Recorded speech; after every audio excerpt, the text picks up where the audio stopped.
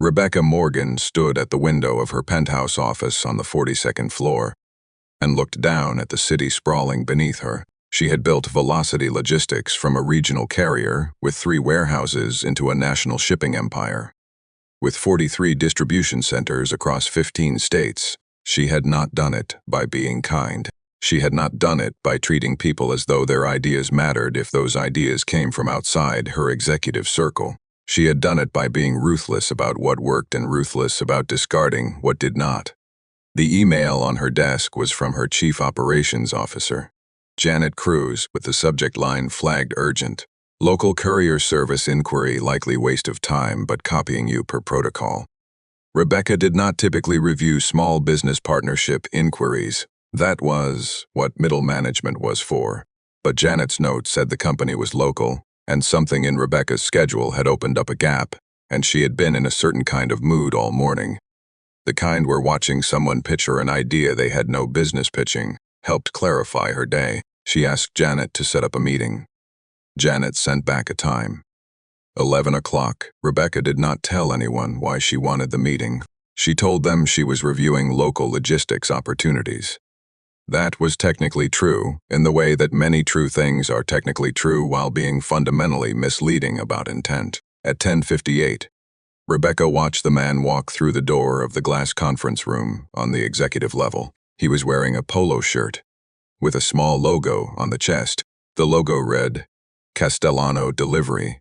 He was also wearing boots that had been resoled at least twice. Rebecca had made a very detailed study over her career of the things that people wore, and what those things meant.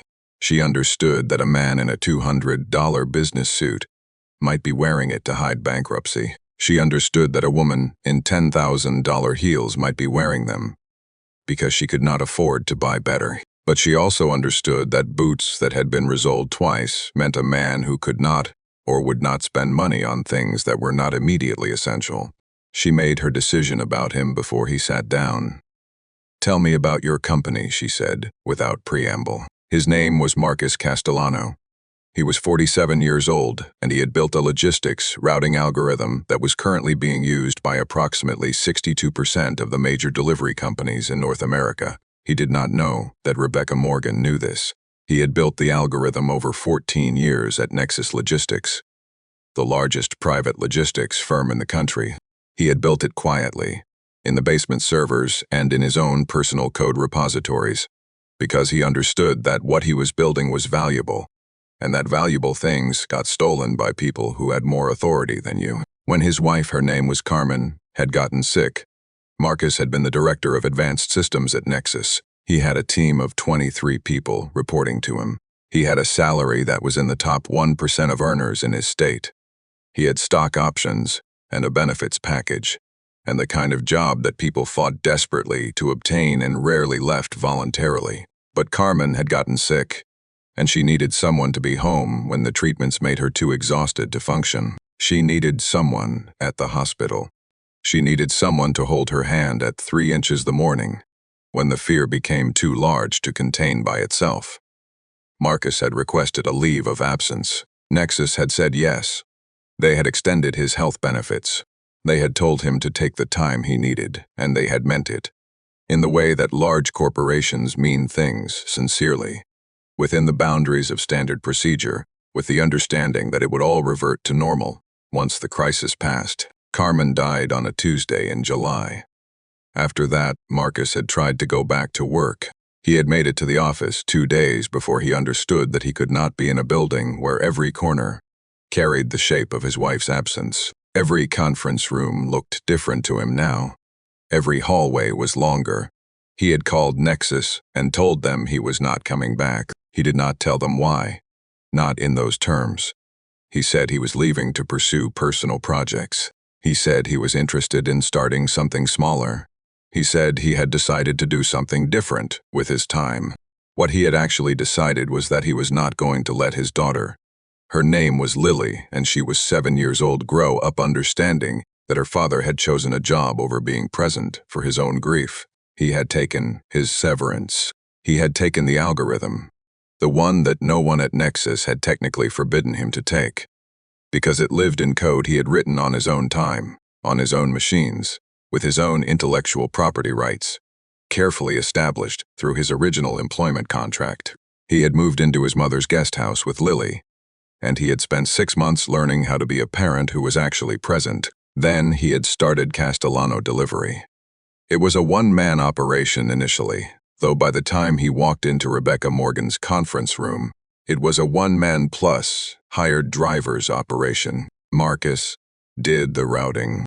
3 independent drivers handled the deliveries. The operation was profitable enough that Marcus could pay himself a salary and his drivers fair wages. It was not impressive by any metric except the one that mattered most. It meant Lily could walk into the school pickup line and find her father actually standing there. Because he was not trapped in a building making someone else rich. He knew Velocity Logistics, of course. Everyone in logistics knew Velocity. Rebecca Morgan had made the company into a national force through what everyone described as her ruthless efficiency, and what Marcus, who had studied her operational decisions carefully, understood was actually her complete willingness to treat logistics as a system to be optimized rather than as an industry made of people. She had consolidated carriers, cut operational costs, and increased margins by taking every margin-increasing action available. Regardless of the human impact, she had fired entire divisions. She had reorganized labor agreements in ways that looked good to shareholders and felt terrible to employees. Marcus had not come to this meeting because he wanted to partner with her.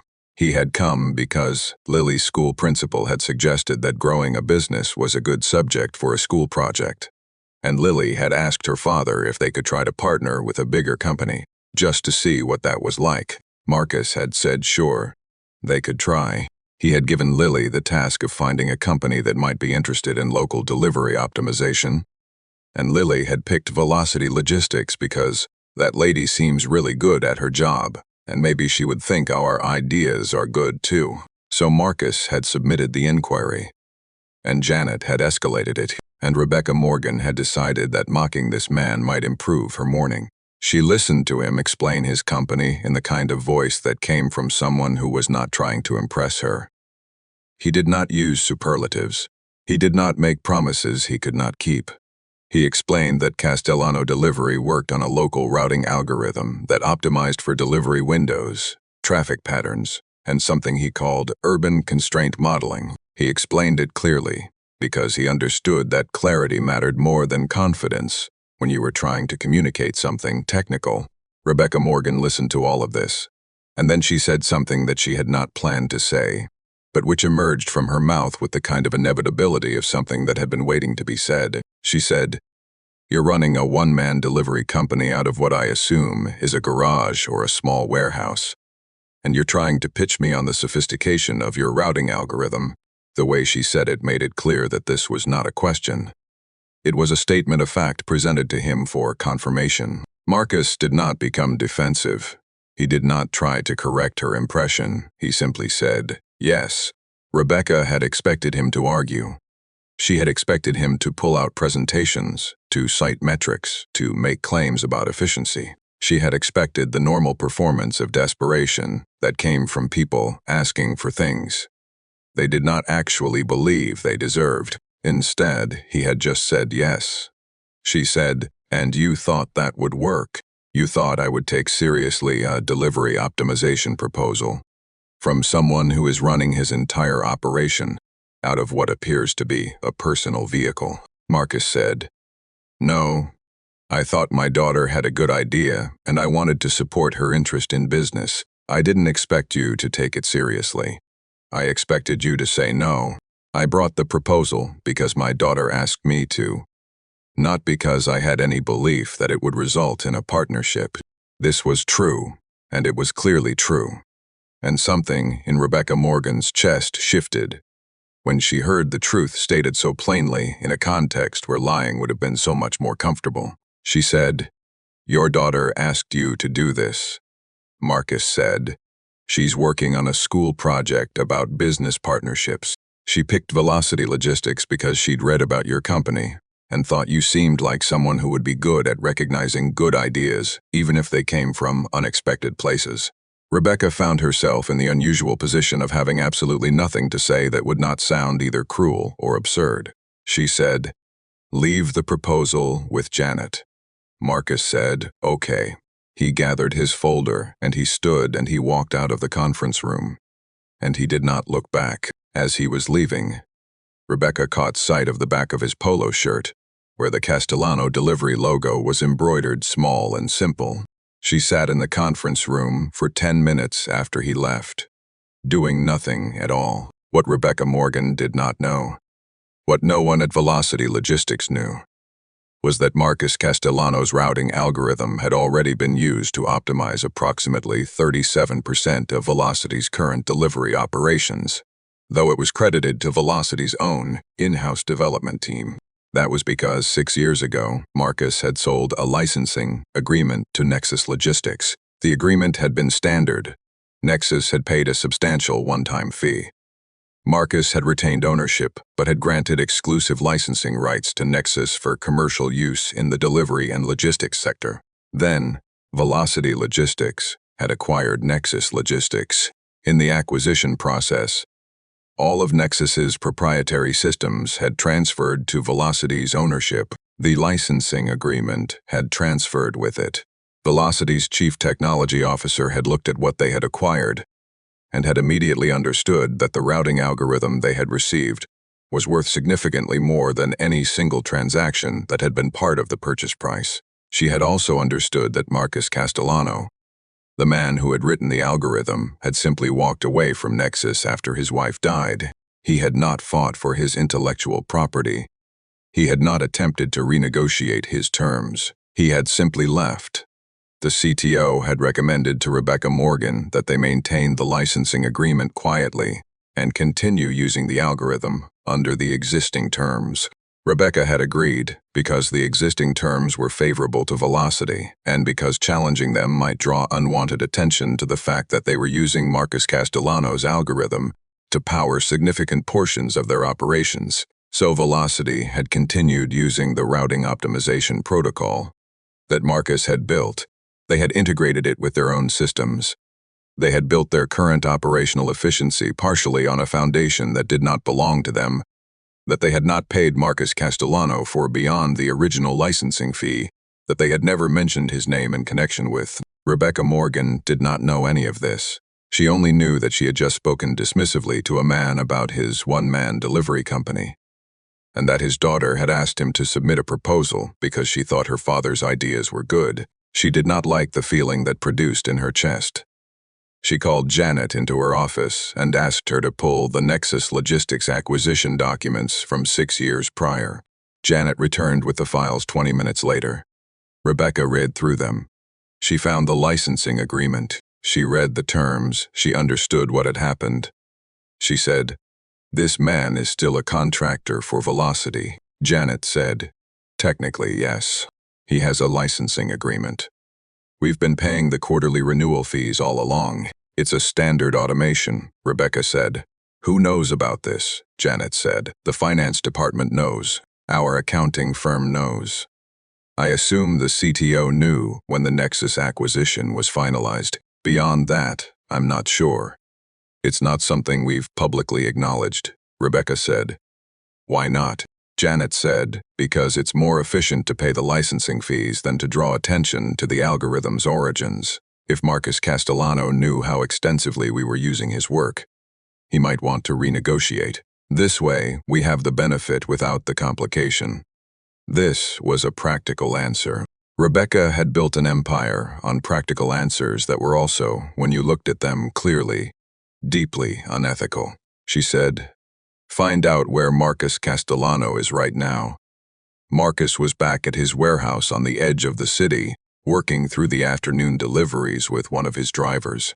His name was Samuel, and he had been with Marcus since the beginning, back when the beginning had been Marcus delivering packages himself while Samuel handled coordination from the office. Samuel was the one who called out that a car had pulled into the lot. A car that was not a customer pickup and not a delivery request. A car that was expensive and driven by someone in a business suit. Rebecca Morgan stepped out of the car, and she walked directly to where Marcus was standing. checking a package for damage before it went into delivery. She said, "I need to hire you," Marcus said, "for delivery services." Rebecca said, "No, I need to hire you to rebuild the routing infrastructure of my entire company." What had happened in the intervening 6 hours was this. Rebecca Morgan had done something she rarely did, which was to actually pay attention to the fine print of a business arrangement. She had discovered that she was operating a national logistics company using an algorithm that had been built by a man she had just dismissed in a conference room. She had discovered that she was paying him licensing fees, but had never actually asked him what those fees were for, or whether he knew how extensively she was using his work. She had discovered that her entire operational advantage, the thing that had allowed her to consolidate carriers and cut costs and beat competitors, was built on something she had essentially stolen. She had also discovered that she did not like that feeling. And then her chief operations officer had informed her that Velocity's primary warehouse in the central distribution hub had suffered structural damage from a water main break. The warehouse was offline. The damage was extensive. Repairs would take a minimum of 2 weeks, and possibly as long as 4. Velocity Logistics was currently running a delivery cycle for a major retail partner. The cycle was already underway. Pulling out was not an option. The contract penalties for non-fulfillment would destroy Velocity's quarterly projections. What Velocity could do was redistribute the 20,000 pending deliveries across their other distribution centers and warehouses, and hope that their current routing system could handle the additional load. Rebecca's CTO had run the projections.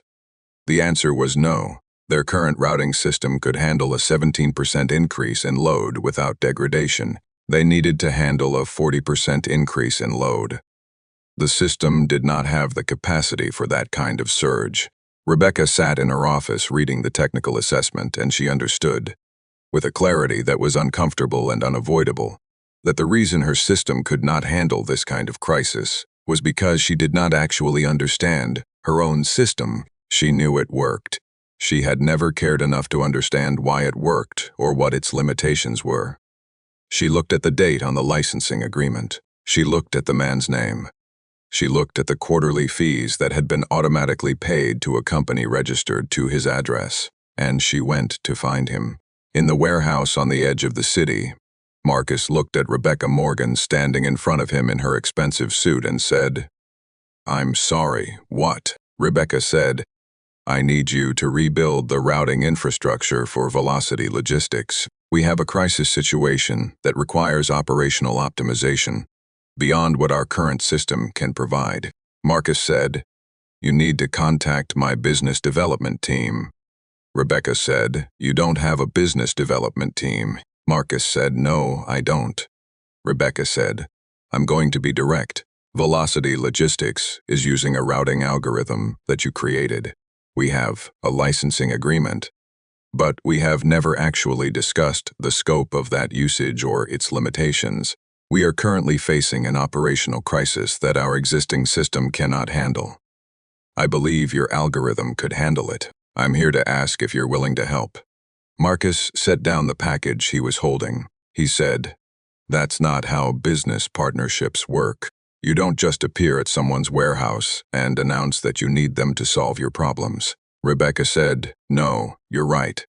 I apologize. What I should have done is respected your expertise 6 years ago when you submitted that algorithm to Nexus.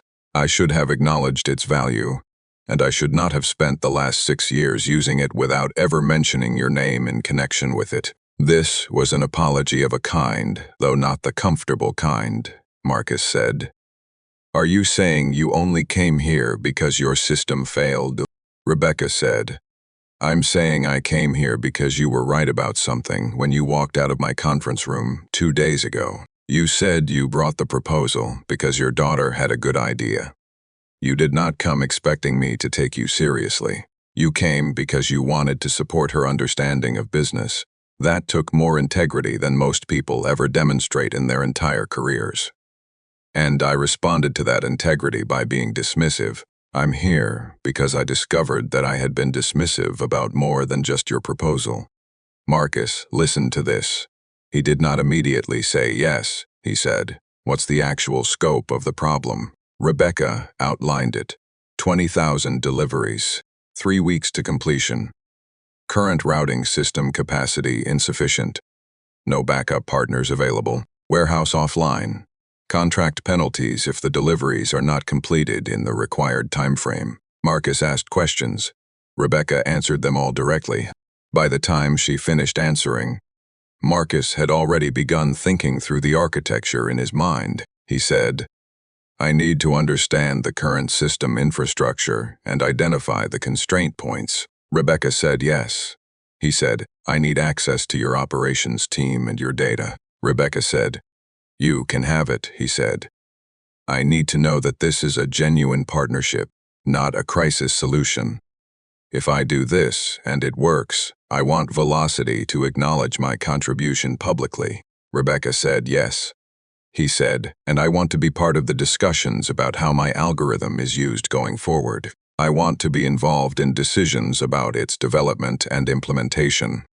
Rebecca said, "Yes, to all of it." Marcus said, "I need to pick my daughter up from school in 10 minutes.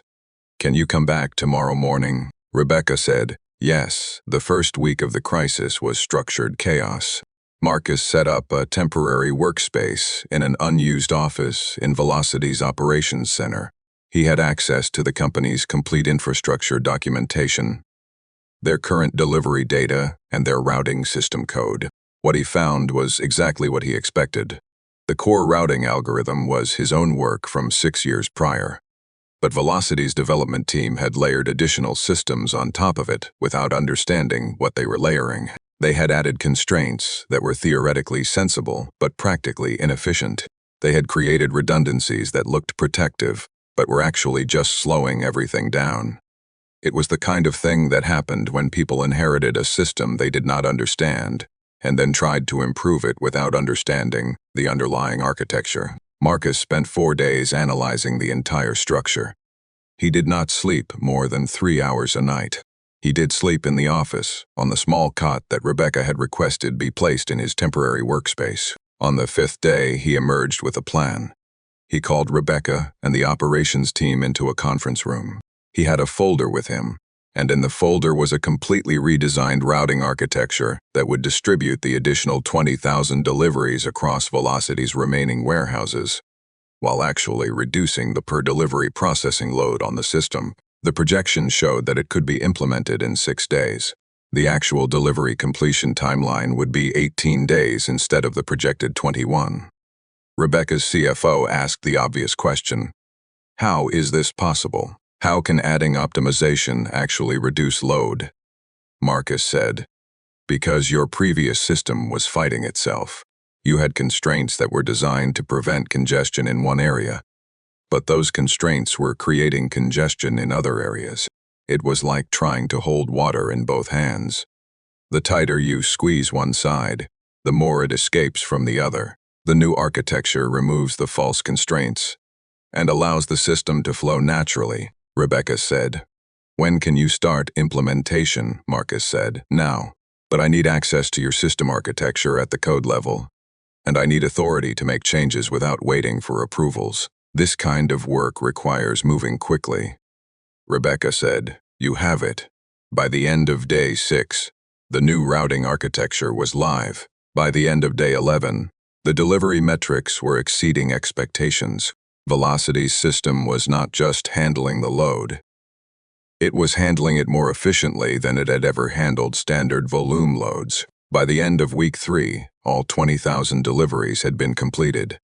The completion rate was 100%. The delivery timeline had beaten projections by 3 days.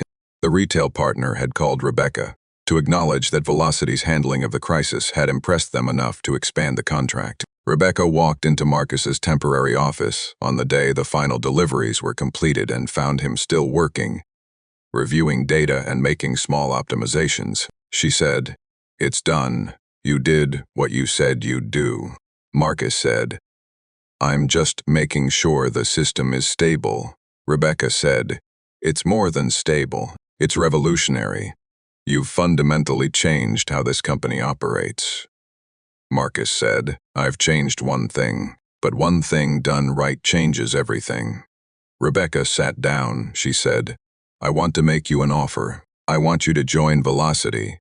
As our Director of Advanced Systems, I want to create a position that gives you the resources to develop and optimize our routing architecture. I want to publicly acknowledge that Velocity's current system is based on your original algorithm, and I want to establish a profit-sharing agreement that compensates you for all of the value you've created for this company over the past 6 years. Marcus said, That's a generous offer. Rebecca said, It's not generous, it's overdue. What I want to know is whether you're interested. Marcus said, I need to think about it. Rebecca said, Of course. Marcus drove to his daughter's school to pick her up that afternoon. Lily was sitting on the front steps with her backpack, waiting for him like she always did. She said, Did you help the lady fix her company? Marcus said, I helped her optimize her system. Yes. Lily said, Is she going to be nice to you now? Marcus said, I think she's going to try. That evening, Marcus sat at the kitchen table in his mother's guest house with a cup of coffee and thought about what Rebecca Morgan had offered him. He thought about going back to working for a large company. He thought about the responsibility and the resources and the opportunity to shape how logistics worked at a national scale. He also thought about the morning routine he had built with Lily. He thought about picking her up from school every day at 3 o'clock. He thought about cooking dinner together and reading books before bed and not having to wonder if he was choosing his job over his daughter. He called Rebecca the next morning and told her his decision.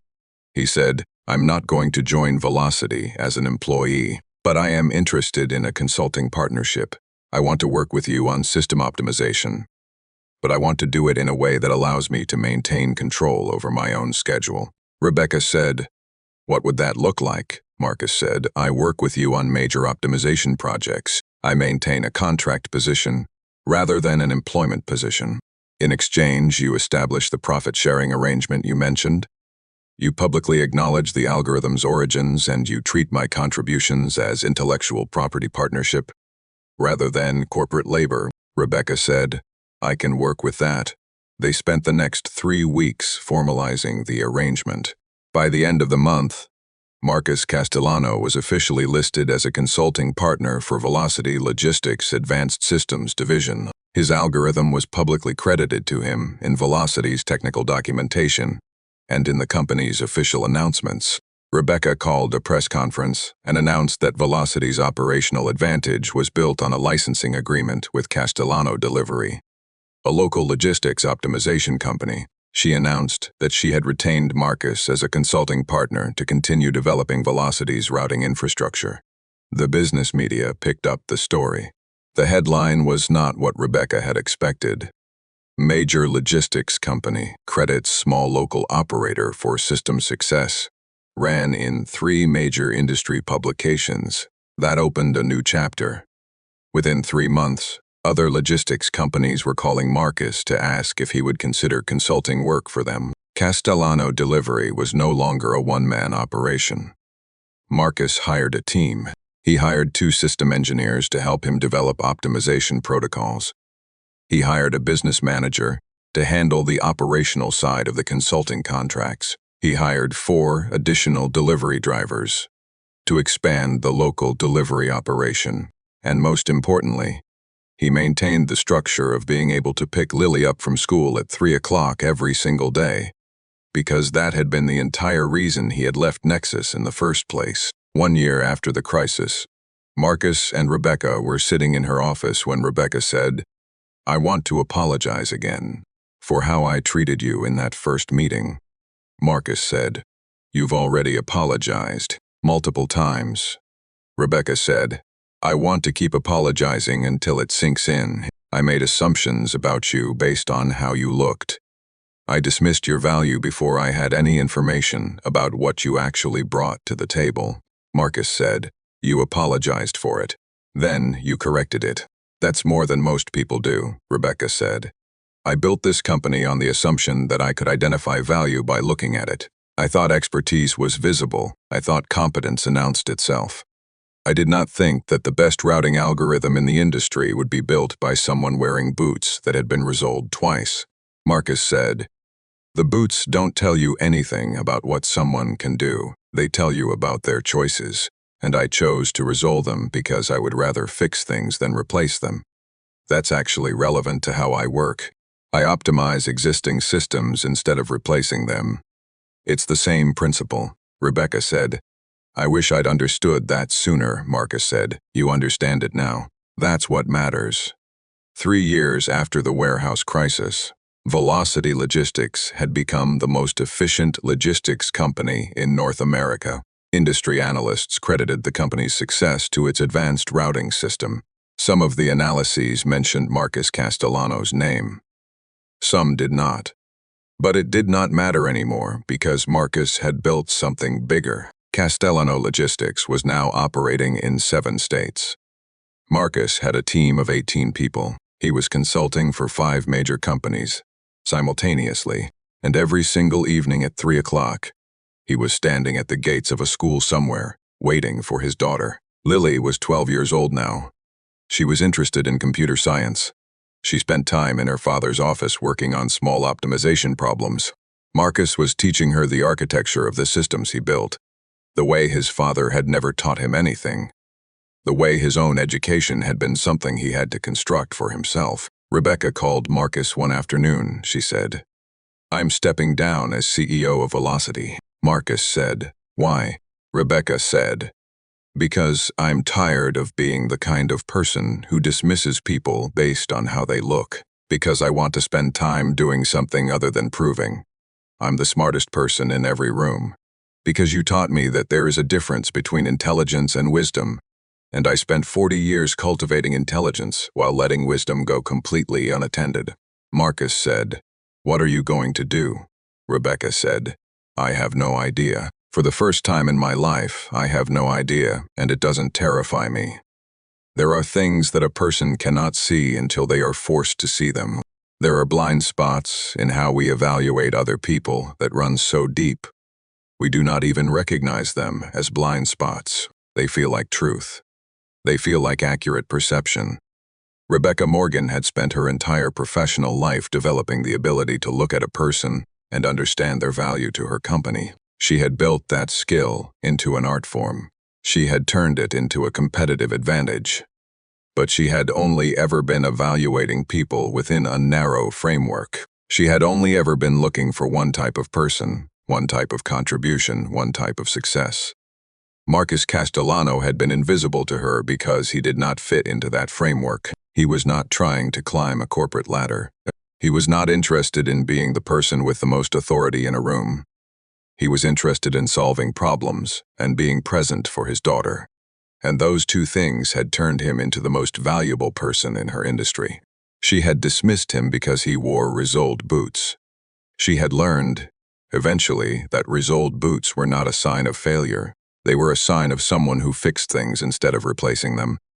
That skill, applied to a logistics algorithm, had changed everything. Rebecca had had to face a genuine crisis to understand what had been right in front of her the entire time. She had had to lose a warehouse and risk a contract and watch her system fail before she was willing to see that she had already inherited the solution years earlier.